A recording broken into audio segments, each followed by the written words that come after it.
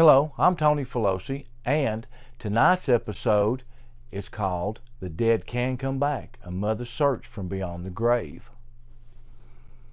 This episode is sponsored by Mysteries Unlimited TV. Check them out on YouTube. Great channel, you'll love it. Hello everyone, I'm Tony Filosi, and I want to welcome you to episode 5 of Appalachia History and Mysteries. This episode combines true crime and a local paranormal phenomenon that has been going on for over 75 years. I hope you enjoy it. Now, let's get to the story. Sunday, June 16th, 1946.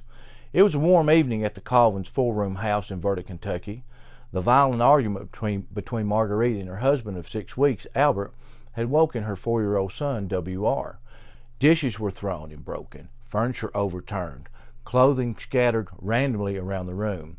After the argument, it appears that Marguerite, wearing a white nightgown, had hastily put on her shoes while sitting in a chair. Her back was to the door. The only thing she was thinking about was getting her 4-year-old to safety. Marguerite thought Albert was gone, and she was alone. She did not hear the door open and Albert silently stalking her from behind. He had walked outside and pulled the kindling axe from a piece of wood. The horrific blow from the axe crushed her skull and the right side of her face. The last thing she heard before everything went black was her 4-year-old son screaming, "Mommy, Mommy." She died a few hours later in the Harlan Hospital. We all have heard that you can't come back, but death couldn't hold a young mother wanting to find her young son and keep him safe. This is the story of Marguerite Craig Colvin, the Highway 38 Ghost. Headline, June 17th, 1946. Axe blow kills woman, husband missing. County officers were hunting Albert Colvin, a 24-year-old coal miner, for questioning in the axe slaying of Marguerite Craig Colvin, age 20. Mrs. Colvin died at the Harlan Hospital a few hours after being found with a gash in her head, a bloody axe nearby. Headline, June 18th, 1946. Slain woman's funeral today. Funeral services will be conducted today for Marguerite Craig Colvin at her mother's home starting at 6 p.m.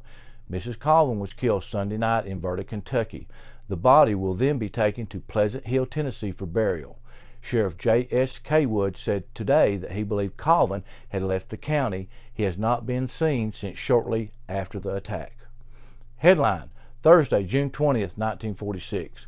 Colvin gives up to face charge of slaying wife. Albert Colvin gave himself up to Harlan City Patrolman Charlie Elliott, who placed him in the county jail. He was then served with a murder warrant by Sheriff J.S. Kaywood. Headline, Wednesday, June 25th, 1946. Colvin bound to grand jury. Albert Colvin, charged with murdering his bride of 6 weeks with an axe, was bound over to the October grand jury. He was ordered held without bond when he appeared before Judge W.J.R. Howard.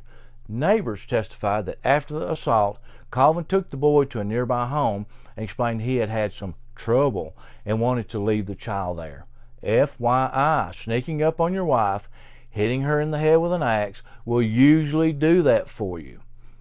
Headline, October 23rd, 1946. Albert Colvin pleads guilty to voluntary manslaughter, gets 15 years sentence. Albert Colvin pleaded guilty to an amended charge of voluntary manslaughter in Harlan Circuit Court today. The jury swiftly pronounced a sentence of 15 years in the state reformatory. Colvin was charged with the axe slaying of his wife, Marguerite Craig Colvin. Judge James S. Forrester recommended a sentence of 2 to 21 years. That was supposed to have been the end of it. But Marguerite had other plans. Why do we believe Marguerite is the Highway 38 ghost? When the spirit leaves the body, it is not anchored to the place of death.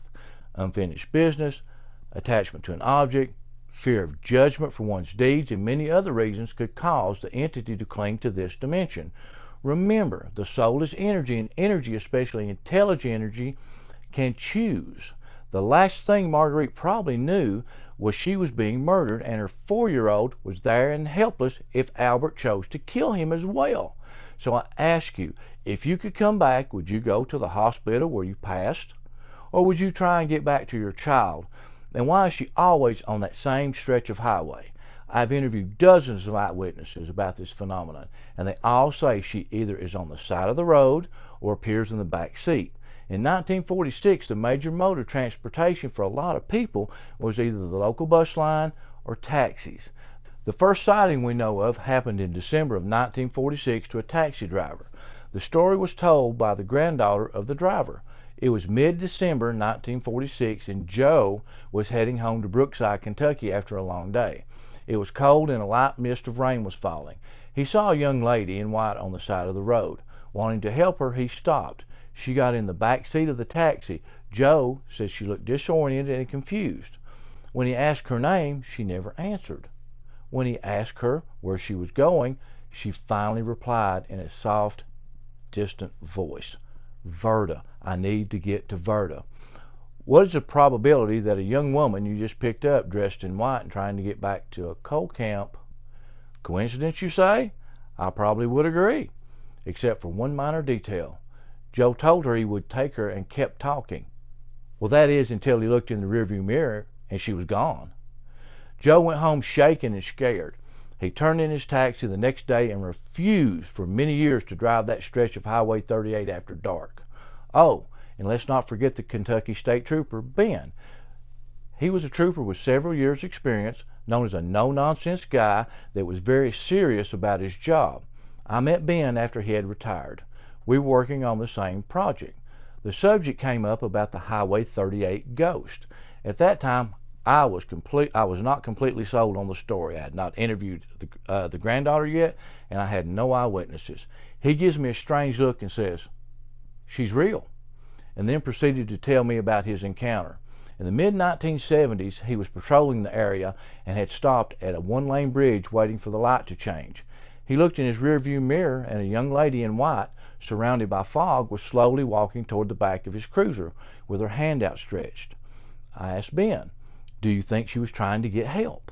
Ben looks me dead in the eye and says, "I don't know. I didn't wait around. I hit the gas and got the heck out of there. Man, she just didn't look right." Johnny wants a date. In the winter of 1979, a local family that lived close to Highway 38 was having a get-together. They needed a few more items from the grocery store. Johnny, one of the family members, volunteered to go, as it had gotten dark and the road was really narrow, but Johnny had lived there all his life and knew it like the back of his hand. The trip to the store was uneventful, but that soon changed, and Johnny would experience a nightmare that would haunt him for the rest of his life. On the way back, Johnny saw a woman walking on the side of the road towards him. She was dressed in white, with her hair covering half of her face. Johnny stopped, rolled down his window to talk to the young lady. He thought maybe she would want to come back to the get-together and hang out for a while. Little did he know she had a different kind of party in mind. She walked to the driver's side of the car, put one hand on the door, leaned in, and pulled her hair away from her face. Johnny screamed. The side of her face had large holes in it. Her smile was ghastly. Johnny kept screaming in terror. He pushed the gas pedal to the floor. The tire screeched as he hit the blacktop. He was too terrified to look back. When Johnny returned to his house, he was still shaking. This could not be real. He grabbed a blanket and wrapped up in it, going into the fetal position. Johnny kept mumbling, "She's dead. She's dead." She was walking, but she was dead. It took the family hours to calm him down. When he had to drive after the incident, he would sink down in the seat with his collar turned up, hoping and praying he would never see her again. Most people say there is nothing to this. It's only a story, a local legend.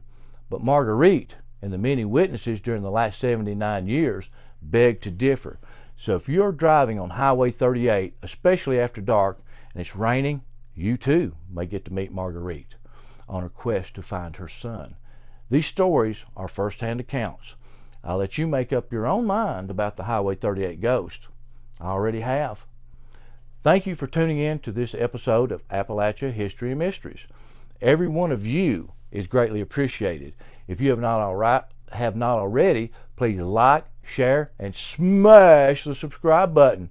For all things Harlan, check out our good friend Brandon Pennington with the Harlan City Tourism and their Facebook page, Visit Harlan County. Until next time, This is Tony Pelosi. Thank you and goodbye for now.